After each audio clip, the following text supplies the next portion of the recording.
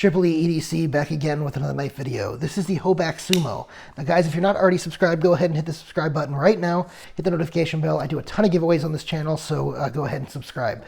Also, if you like this knife, or you like the look of this knife, go ahead and hit that like button so I know that you like this type of content, and I'll go ahead and continue doing it. So first of all, let's do some size comparisons. The size comparison probably everyone is going to want to see is the Malibu here from ProTech. Here also is a Benchmade Bugout, which you can see is actually pretty similarly sized to the Sumo.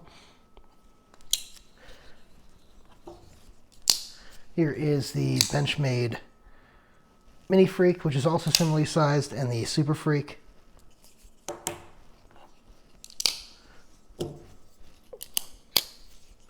And the Paramilitary 2 and Para 3. All right.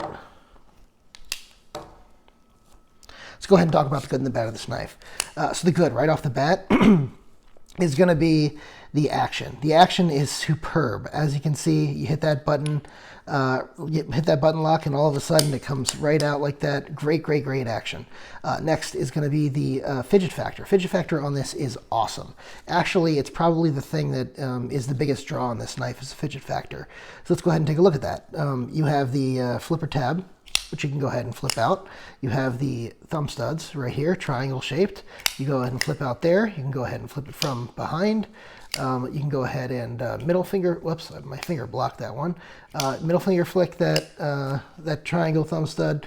You can also go ahead and roll out that fuller, and you can also middle finger flick the fuller. And my favorite way of opening it probably is the button itself. The button lock itself, or the middle finger flick on this is actually really nice. So that's another great thing on this knife. Next is just the overall design of this knife is really interesting. I think it has a really cool aesthetic, especially that backspacer has a really cool look to it, especially when it's closed. You sort of see that interestingly shaped flipper tab with the little bit of the knife showing through. I think Metal Complex said he did a thumbnail or something that looked like this, and it got him like 200,000 views on the video. I should probably try that, but I'm not going to copy someone. So in any event, yeah, Metal Complex did great with that one. Anyway, let's go ahead and take a look at the next good thing on here, which is the ergonomics. The ergonomics on this are actually really, really good. They're like a 9 out of 10, which on a small knife is not something I'd normally say on a small knife. This right here fits a thumb extremely well. My pointer finger fits here great.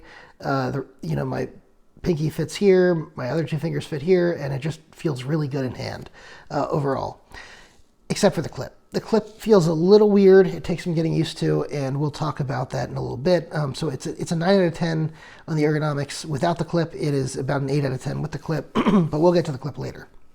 The blade shape on here is awesome. This reminds me a lot of the Microtech Stitch, the way it starts out with a pretty decently thick stock, although it's a little bit thinner stock than the Stitch. Here's the Para 3 stock by comparison. As you can see, it's about the same stock as a Para 3, except Para 3 has a taper all the way to the end, whereas here you have it holds the thickness all the way to here, and then you get a quick taper towards the end. So that's one of the big differences on stock.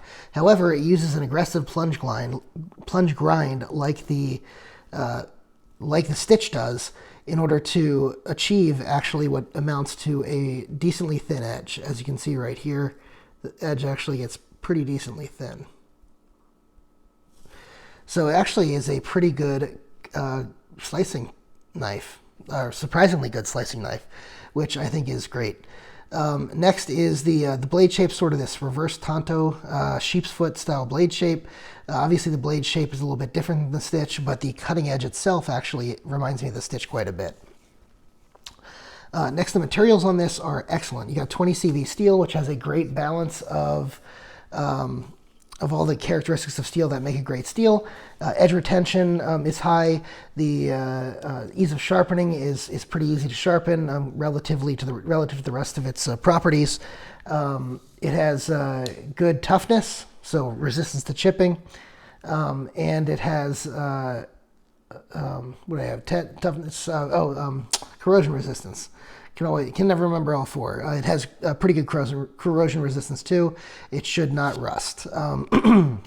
Now I do mention there is a bead blast version of this blade. Bead blast versions tend to rust faster than non-bead blast versions of all metals, or pretty much all metals. So just be aware of that. We will. Well, I'll go ahead and talk about the options now. So the options, there's several options on this, which all of them come in titanium, which is the handle. Two of them come in coated titanium, like the one here. I can't remember if it's PVD or it is DLC, but either way, you're gonna have a strong coating on it. The two coated ones come with. This one has purple ano and a satin blade, and the other one comes with gold or bronze ano. Can't remember which, and the bead blasted blade. The other version, which I think came out first, is blue accents with raw titanium, and I believe that one has a satin blade, but I can't recall offhand exactly. Next thing is, I love the way that the thumb studs on here, become a stop pin essentially. As you can see here, they stop right on the titanium and lock in, and really become a stop pin, a lot like a hinderer. Let me go ahead and pull the hinderer out so you can see it. So as you can see, the thumb studs become the stop pin on the hinderer. Okay. Next, what was I going to say? Oh, the price on this is actually pretty decent, and the price is $550. Now I'll go ahead and put a link below to DLT Trading. As you guys know, I'm an affiliate. When you order through DLT through my links, the channel does get a benefit, and that helps me pay for a lot of the giveaways. So definitely go ahead and use the link if you're able, if you can get one in stock. They are not in stock at the time that I'm recording this video. They sold out pretty quickly. If you do see them in stock and you want one, go ahead and grab it quickly, because they're made in small batches and they probably won't last long. So that is, if you check the stock and they're there, go ahead and grab it. Next thing is, well, I think that's it on the good. Let's go ahead and talk about the bad. So a couple of bad things on here. One is the clip. So I talked a little bit about the clip on ergonomics, and the clip actually fits my hand. I have a size large left hand again, exactly where the crease of my hand is. And so it actually disappears right into my hand for the most part. But depending on the grip that I use, I definitely feel it a lot more here than I do in a grip with my thumb extended. This point right here is a problem. It is a problem. It digs into your hand. It's somewhat sharp. It's been like rounded a little bit, but it's still sharp, and that's a problem. This right here has been rounded, and it's not sharp at all. That should have been done all the way around on this. If it was, I would not feel the clip, and the clip would actually be probably a positive on this. But that's the biggest issue I have with the entire knife, is you definitely feel that there, and I wish you didn't. There's really no reason for it, because you didn't have to have that the top of the clip arc up. You could have had it continue straight. You just need the bottom of the clip to arc the way it is. So yeah, unfortunately that's that. Next thing with the clip is, because of its placement, it's not placed in the middle here, which it couldn't have been, because then it would be right in the meat of my palm and it would be really uncomfortable. But because it's up here, it's weird.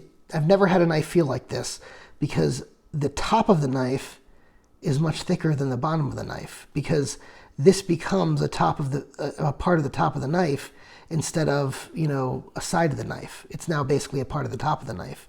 So it does take some getting used to, and it took me probably 3 or 4 days to get used to the clip that way.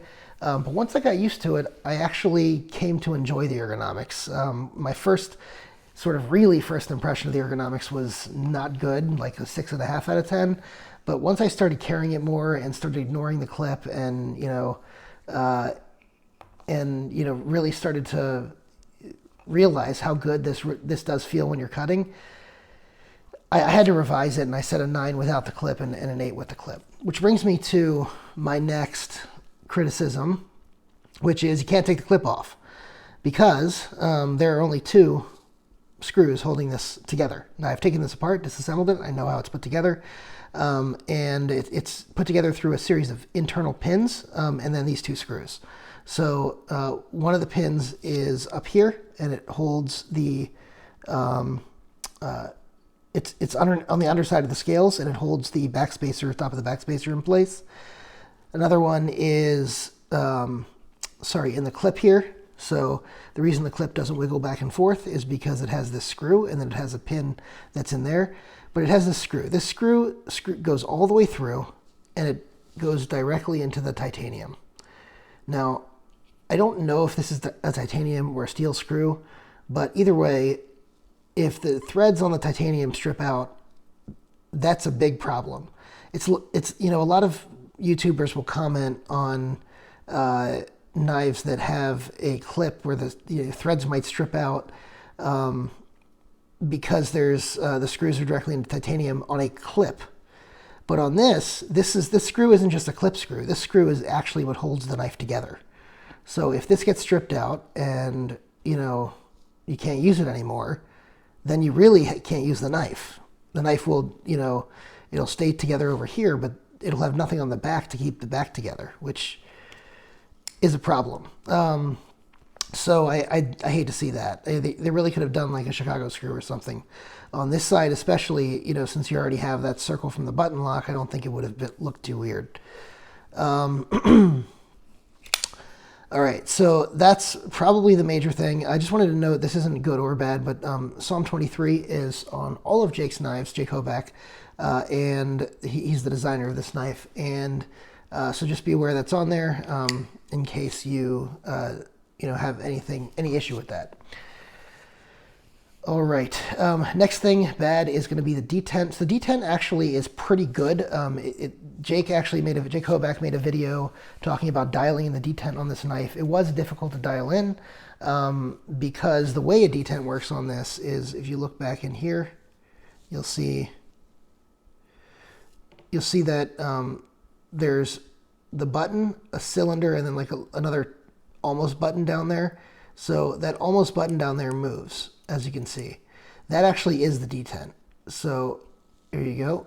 You can see it move, right, when I'm just pulling the blade. So that detent is dialed in perfectly for a Spidey flick, for a thumb stud push, for a thumb stud push on this side, and it's a little bit lighter for a thumb roll over here. As you can see, it doesn't always engage unless you are really thinking about it. And same thing for the flipper tab. The flipper tab is, you can easily make this fail, but if you're really pushing down, you should be able to make it deploy 100% of the time. Just be aware that it does have a light-ish detent on the flipper. Next, the flipper tab is in an area, so it has this, because the backspacer's right here, right? It sticks up when the blade's deployed. So when you come down, and you have no choice but to light switch this, you can't push button it. So if you light switch this, your finger goes right into that. And this isn't, the edges on that aren't sharp, but when you repeatedly do it over and over again, it starts to rub your finger raw a little bit, and that's not necessarily ideal. So there's that. I think that's pretty much it for the knife overall. Just overall conclusion, I really like the piercing power on this, the nice edge on here that slices well. The ergonomics on here are pretty good. You do get used to the clip, and it really has a great action and fidget factor. I do recommend this knife. I wouldn't say that, buy this knife as your first knife or as the only EDC you have, but if you utilize a knife rotation, this definitely has a place in your knife rotation, and I do recommend it. And if you're going to buy it, go ahead and use the link below, as I said. Just a little comparison real quick, because people might be interested, and I may not do a separate video on it. Here is the ProTech Malibu and the Sumo. So the action on both is going to be really good. I know I'm not sort of doing that on camera, sorry. I have the camera pretty low, and the action on this one also very, very good. The biggest thing is after I've carried this around for a while, I've noticed that on the Malibu, I actually do miss the fact that I can't Spidey flick the Malibu, right? Flipper tab is way better on the Malibu, and you get more cutting edge. You get about the same amount of handle, but you get more of a cutting edge on the Malibu than on the Sumo, and it's a better, you know, more useful all-around EDC the Malibu is. But there are just certain, you know, types of fidget, namely the Spidey flick, that you don't get on the Malibu that you really appreciate on a button lock, you know, like the Sumo. If you're wondering, you know, I don't think I'm going to do a battle video on this, but if you're wondering, the all-around better knife is going to be the Malibu. And if you're going to spend the type of money on this and you're only going to get one button lock, I would recommend the Malibu.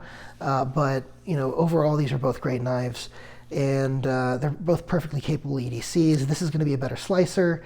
This is going to be a little bit more neutral ergonomics.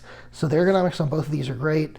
If the clip is going to bother you, definitely go with the Malibu if you're choosing between one or the other. But you know, be aware that if you think you can get past the clip, the ergonomics on this end up being pretty great.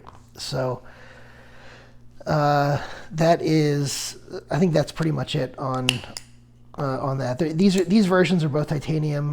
The regular Malibu comes in aluminum, and the Malibu has regular 154 cm blades. I believe it's one. I'm sorry. Do they have S35VN? You know, I don't remember offhand. It's ProTech moved to S35VN. They used to do everything in 154 cm, but they have the regular satin blades, and then they have a DLC blade as well, and then they have this Damascus blade. So that is a little bit of a comparison between the two. Not really, you know, a full out comparison, but I thought you guys might want to see that. Thanks so much for watching.